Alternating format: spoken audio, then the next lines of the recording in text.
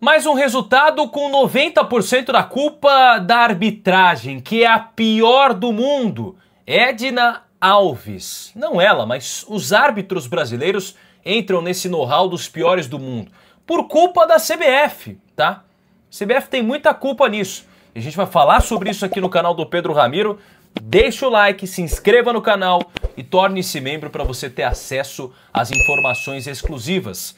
Se inscreva porque a gente está chegando à meta de 40 mil inscritos. Bora brilhar, meu povo!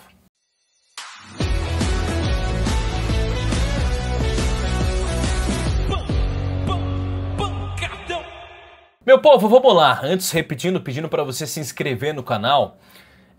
A minha análise aqui, em alguns momentos, eu vou até olhar um pouco para o lado aqui, porque eu anotei algumas coisas. Eu queria conversar com vocês sobre essa partida, cara. Olha, o Corinthians não foi mal escalado. Gostei da escalação inicial do Dorival Júnior. Acho que o time começou na formação ideal. O Ranieri lá atrás, é verdade, dando aquela força no setor defensivo e tudo mais. Foi essa a impressão que eu tive ao longo do jogo, que o Ranieri estava realmente ali no meio dos dois zagueiros. Gosto que o Dorival tem dado mais oportunidades para o João Pedro Tchoca, acho isso interessante. É um menino que precisa passar por um processo de amadurecimento. Muito provavelmente renovando o contrato aí com o Corinthians, é essa tendência daqui para frente. A gente vai trazer mais informações, ele tem vínculo até o fim do ano que vem. Mas é um Corinthians que começa bem. Os primeiros 20 minutos foram muito bons. O Corinthians começou pressionando mais. O problema é que entra aquela coisa que a gente sempre tem falado tanto, que é da perda de gols. O Corinthians perde muito gol, cara. É impressionante. O Yuri Alberto fez um gol, é verdade, ao longo do jogo, mas tem perdido muito gol nessa temporada. É um jogador que tem enfrentado problema de lesão, é verdade, enfrentou ao longo desse ano, mas é impressionante o número de gols que tem perdido. O Memphis começou bem, cara. O Garro um pouco apagado no jogo, mas é importante que o Dorival tenha à disposição esses caras. Se ele não tiver esses caras à disposição, o Corinthians não vai conseguir ir pra frente, é um time limitado. O Corinthians tem um time limitado. E quando não tem os seus 3 principais jogadores, perde demais. Perde demais. Aí você vai num segundo tempo, em que o Corinthians, no primeiro tempo, aliás, que o Corinthians começa bem, né? Aí os 20 minutos já começa a cair um pouco de rendimento, cede um pouco a pressão do Bragantino, uma arbitragem confusa, insegura. A Edna Alves, a gente já vai falar sobre a arbitragem. Mas era um Corinthians que não dá sorte com o Bragantino em Campeonato Brasileiro, não sei o que acontece. O Corinthians tem um azar gigantesco, até no retrospecto recente.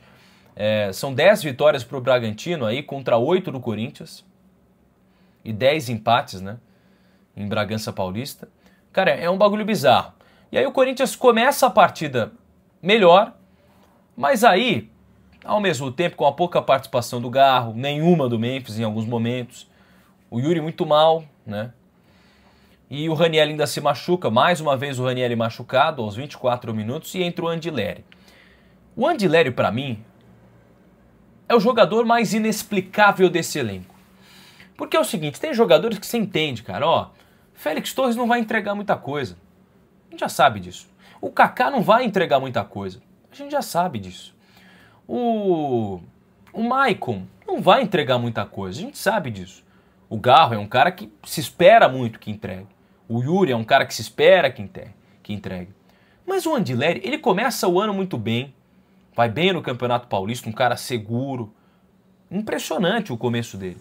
E ele vai caindo, caindo, caindo. Mostrando porque era um cara que estava quase um ano sem jogar fora, né? Que foi escanteado no River Plate, que foi escanteado no Getafe. Não era possível que o Corinthians achou inocentemente que seria no Corinthians que ele mudaria de perfil.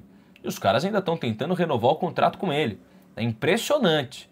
Estão tentando de alguma forma renovar o contrato com o Andileri. Bom, eu acho errado. Eu acho completamente errado. Mas aí o Fabinho sabe o que ele faz lá, enfim. Agora, é um Corinthians que faz um pênalti bobo. A Edna estava em cima do lance para marcar esse pênalti, né? Por incrível que pareça.